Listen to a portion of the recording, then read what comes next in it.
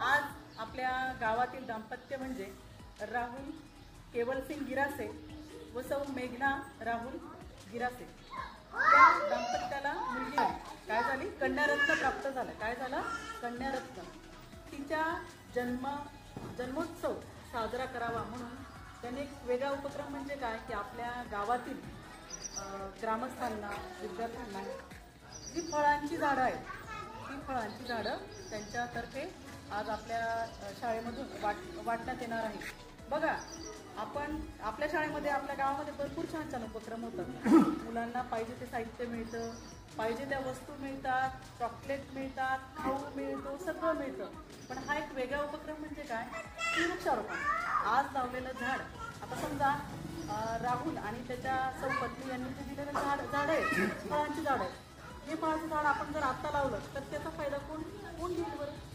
तुम्ही मोठे झाल्यावर तुम्ही, तुमचे मुलं, तुमचे नातवंड हे काय करतील? ते फळं काय करतील? त्यांना खायला मिळतील। म्हणजे आज आपण जी गोष्ट करतो त्याचा उपयोग जास्त कोणासाठी होतो? भविष्यासाठी होतो। कशासाठी होतो? भविष्यासाठी। मग असं काम करायचं की ते काम किंवा जे कायमस्वरूपी स्मरणात राहील आणि कायमस्वरूपी प्रत्येकाला त्याला मदत होईल किंवा त्याचा फायदा होईल किंवा त्याचा आनंद घेता येईल। मग आता फळांच्या झाडांचा उद्देश काय आला बरं? फळांचीच का दिली आपण? मागच्या वर्षी लिंबाची दिली, भरपूर झाडं भरपूर झाडं वाढली की आपण ट्रॅक्टर करून झाडं आली की आपल्या इथे, पण वाचवली का आपण? 4-5 मुलं सोडून बाकीच्यांनी त्या झाडांकडे लक्ष दिलं नाही। वडाची झाडं लावण्यामागचा उद्देश काय? ते जास्तीत जास्त ऑक्सिजन आपल्याला मिळतो, आपलं वातावरण शुद्ध राहतं आणि पाऊस जास्त प्रमाणात पडतो। झाडांचं महत्त्व खूप जास्त आहे। झाडं जर लावले तर आपलं आयुष्य आरोग्यदायी, निरोगी आपण जगू शकतो। कारण झाडं ही शुद्ध हवा आपल्याला देत असतात, आपलं वातावरण शुद्ध करत असतात, उन्हापासून संरक्षण करतात, मृदा संवर्धन करतात। म्हणजे झाडांचे भरपूर उपयोग आहेत। आता लिंबाचं झाड आहे, ते सुद्धा आयुर्वेदिक झाड आहे। म्हणजे झाड जसं पाणी आपल्या जीवनात महत्त्वाचं आहे, त्याचप्रमाणे झाड सुद्धा आपल्या जीवनामध्ये तेवढंच महत्त्वाचं आहे। मग मागच्या वर्षी आपण भरपूर झाडं दिली, त्याच्यात आपली काही झाडं जगली, त्यांना आपण बक्षीस देणारच आहोत। पण यावर्षी आपल्याला फळांची झाडं देणार, वडाची पण आहेत त्याच्यामध्ये आणि फळांची पण आहेत, आंब्याची आहे, चिक्कूची आहे, सीताफळची आहे, अशी भरपूर झाडं आहेत। मग जर तुम्ही झाड लावलं तर काय मिळेल आपल्याला खायला? कोणाकोणाला फळं खायची आहेत? नुसतं हात वरती करून चालेल का? चालेल नाही। काय करावं लागेल त्याच्यासाठी? झाड जगवावं लागेल। आता बघा, आमच्या घरी सुद्धा पेरूचं झाड आहे, आंब्याचं झाड आहे। या झाडांमुळे फायदा काय होतो? तुम्ही पेरू खाल्लेत ना? आमच्या झाडाचे खाल्ले ना? किती गोड लागतात। मग हे झाड लावल्यामुळे काय होतं की आपल्याला पेरू विकत घ्यायची गरज पडते का? नाही। आंबे घ्यायची गरज पडते का? नाही। आणि आपण तर खातो, पण आजूबाजूला शेजारी पाजारी आपले नातेवाईक यांनाही आपण ते फळं आपण देऊ शकतो। आणि त्या झाडांमुळे आपल्या घराचं वातावरण किंवा शेतात लावा किंवा एखाद्या बांधावर लावा, कुठेही लावलं तरी चालेल, पण झाडाचा उपयोग हा जीवनामध्ये अमूल्य आहे। आणि या झाडांचं वाटप आपल्या ग्रामस्थांच्या हस्ते आपण आज करून घेणार आहोत। ज्यांना झाडं हवी असेल त्यांनी मी राहुल आणि त्याच्या वडिलांना विनंती करेन की त्यांनी त्यांच्या हस्ते आधी सुरुवातीला 1-2 झाडं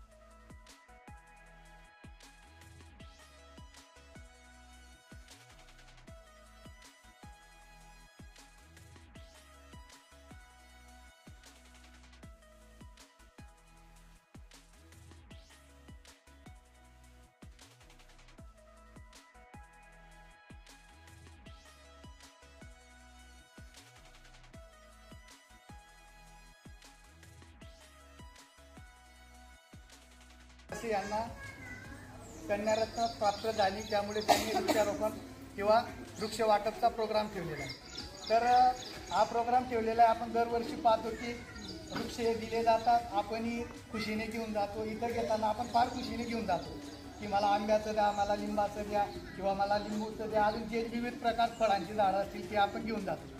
पण फक्त घेऊन जातो आणि काय करतो, लावताना त्याचा फोटो काढतो आणि ते रील वगैरे पोस्ट करतो, एवढंच आपल्याला माहिती। पण आतापर्यंत तरी महाराष्ट्रामध्ये कार्यक्रम देण्याचे भरपूर झालेले, पण एखादं झाड जगवल्यानंतर त्याचा रील कधी पोस्ट झाला नाही किंवा त्या झाडाला फळं आली ते कधी नाही, ते फक्त एक गोष्टीरूपी आम्हाला माहिती। त्यासाठी माझं तर एक वैयक्तिक मत आहे की डायरेक्ट कंपल्सरी करून टाकायला पाहिजे। निवडणूक आयोगने ज्याला कोणाला एखाद्याला फॉर्म भरायचा आहे त्याने पहिले प्लांटेशन करा, नंतरच तुम्ही हे करा। हो हो नाही तुमचं मॅडम, तुमचं कॉंग्रॅच्युलेशन आहे तुमच्या बाबतीत। नाही मी तुमच्या बाबतीत बोलत नाही, एक कॉमन गोष्ट सांगतो, तुमचं कार्य अतिशय उल्लेखनीय मॅडम। तुम्ही जे स्वामी विवेकानंद लायब्ररीमध्ये जे मागे प्रोग्राम केला तो देखील उल्लेखनीय, गावाचं भविष्य त्याच्यावरच बघा। विद्यार्थी मित्रांनो, सर्वात महत्त्वाची गोष्ट म्हणजे झाडं लागते, बोलू नका।